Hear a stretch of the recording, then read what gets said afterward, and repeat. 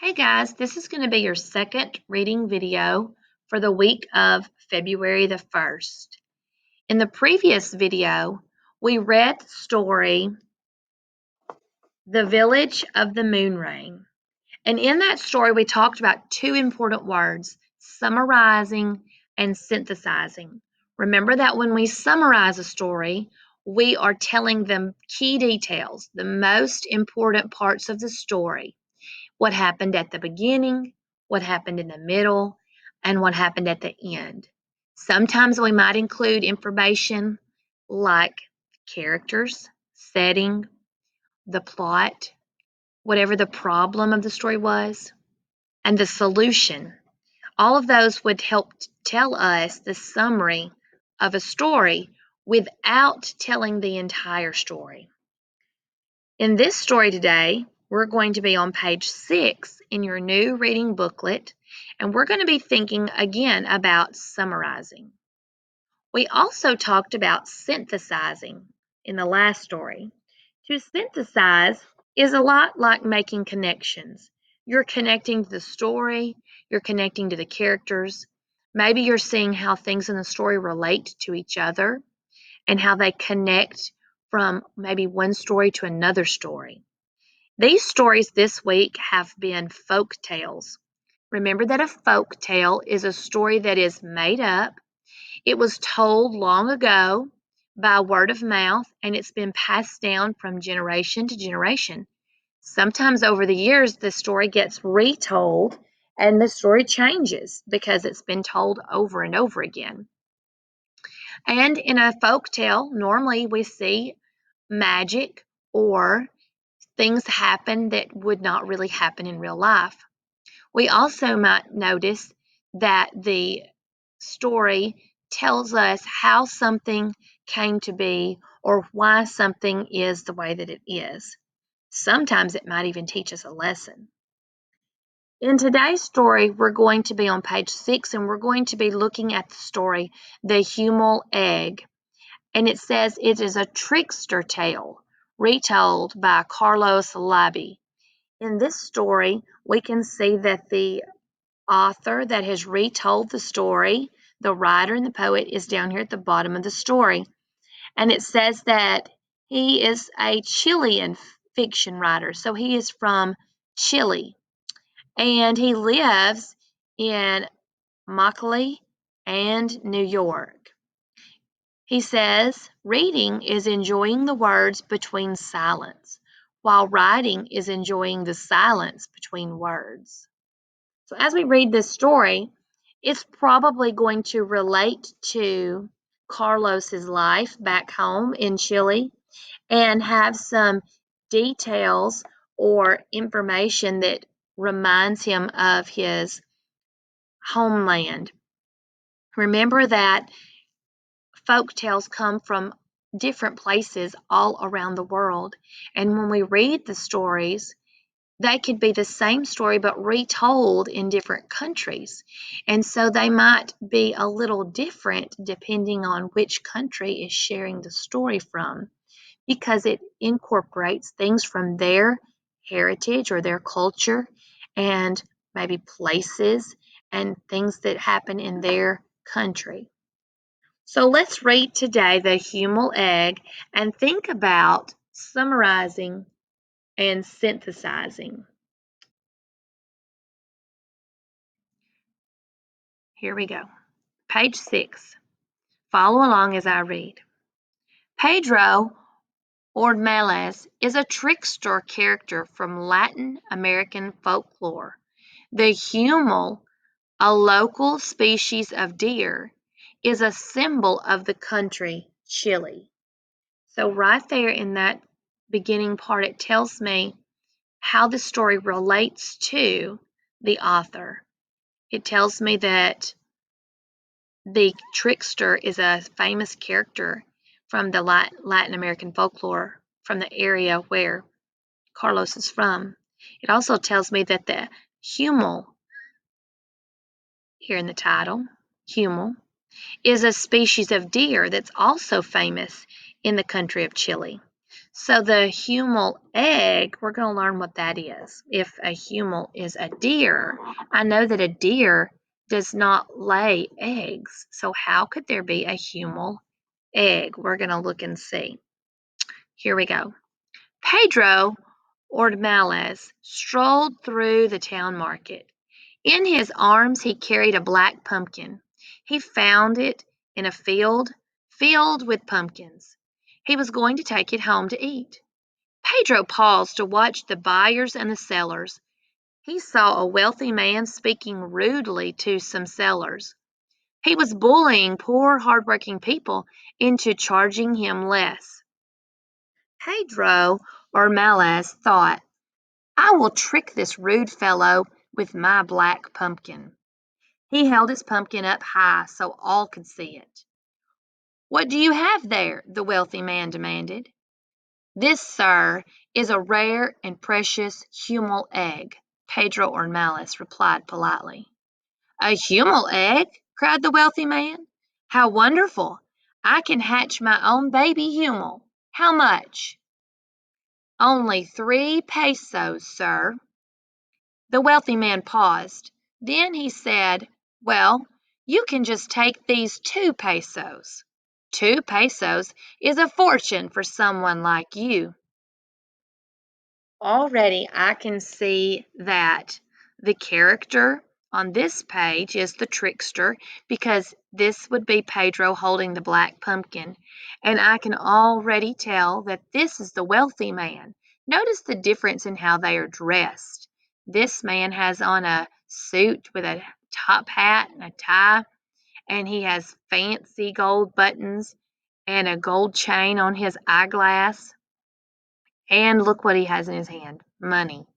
This man looks like he's just an ordinary person, doesn't he? Dressed in plain clothes.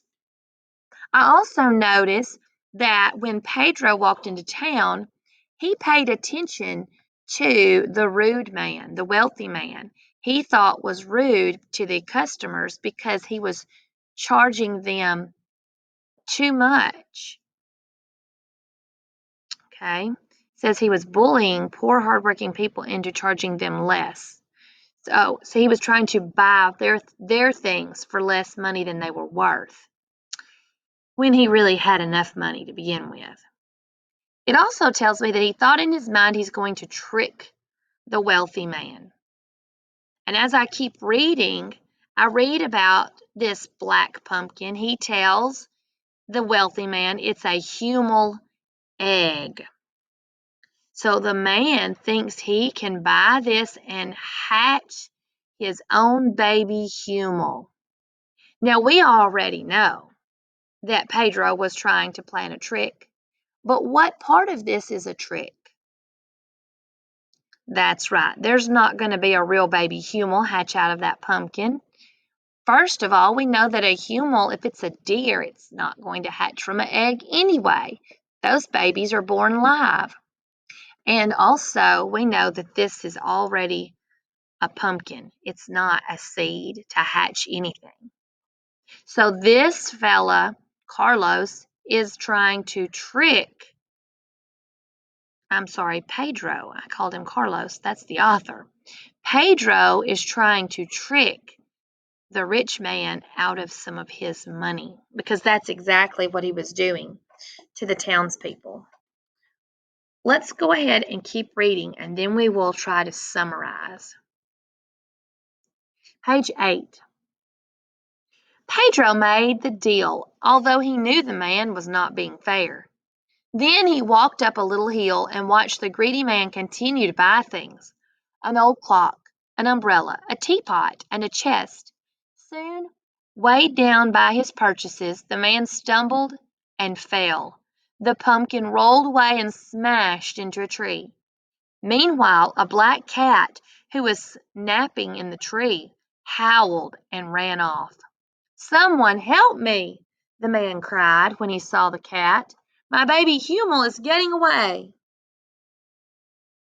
So the man thought that the cat come out of his pumpkin and it was getting away. So everyone kind of laughed at him, didn't they? I think that Pedro taught the rich man a lesson, don't you? Let's go back and think about the story and the title. How does the title relate to the story, The Huemul Egg?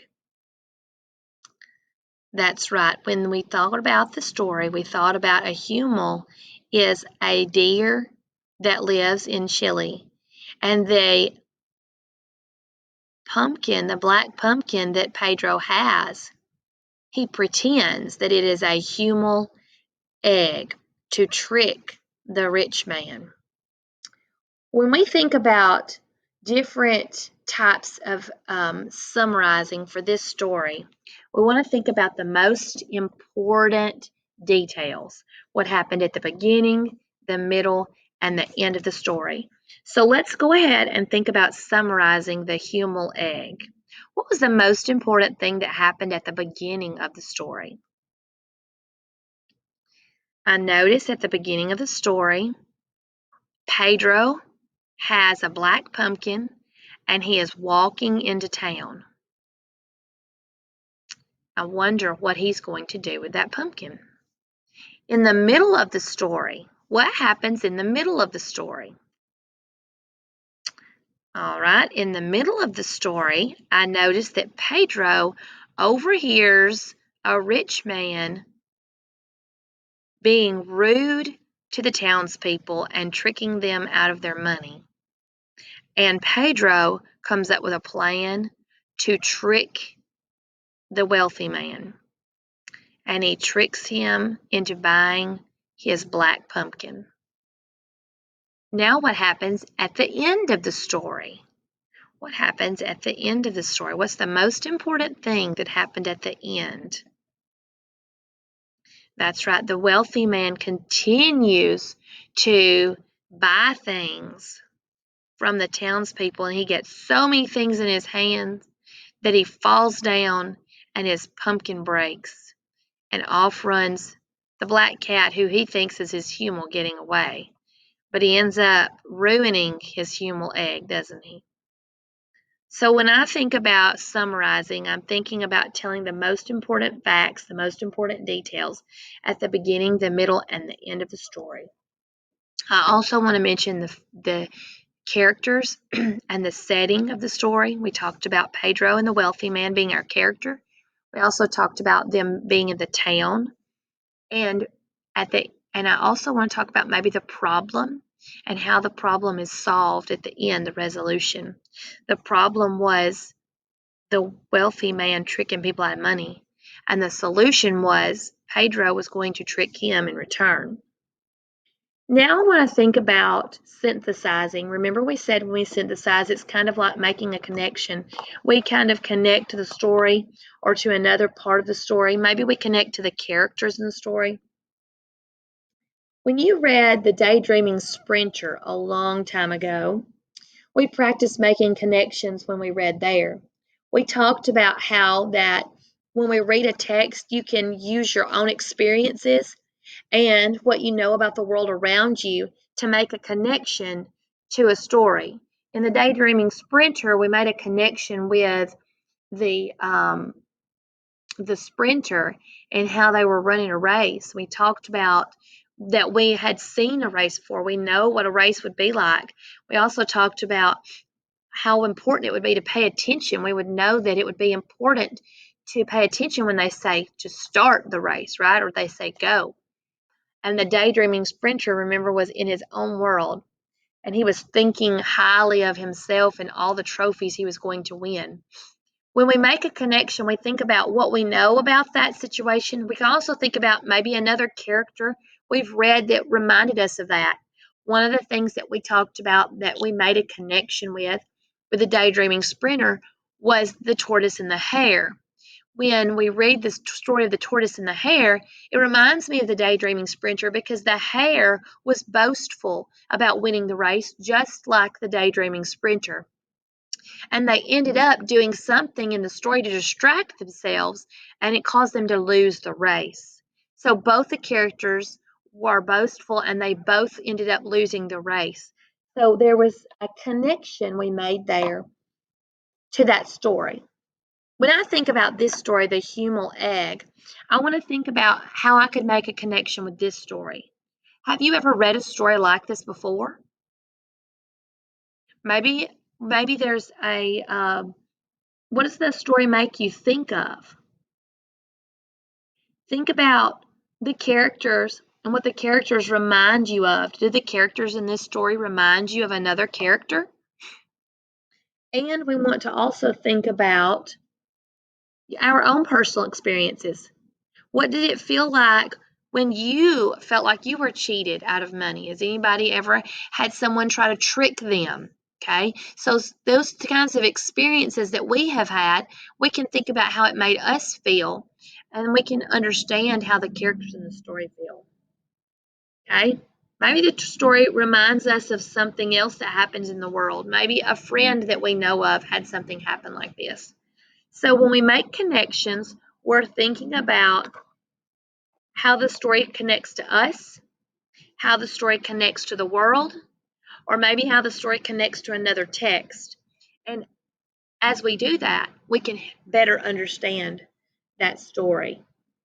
It helps us to understand why the characters do what they do and how they act like they act. And that helps us to better understand the story. All right, we're going to continue practicing summarizing and synthesizing this week, making connections. So I hope you continue to listen and learn and keep reading. See you next time.